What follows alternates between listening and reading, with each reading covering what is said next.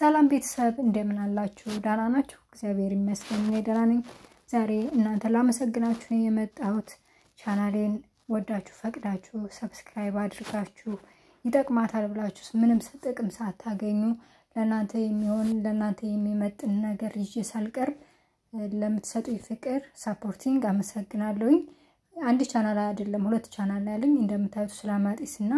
ፍኖተ ሎዛ የሚል ቻናል አለኝ ይሄ የገዛው ቻናል የሱላማጢስ የሚባለው ኦሬዲ የሞተ ቻናል ነበር አሁን እንደ አዲስ እየተንቀሳቀሰልኝ ነው ይሄ ደግሞ የሆነው በእናንተ ነው 110 ከለኔ በጣም ትልቅ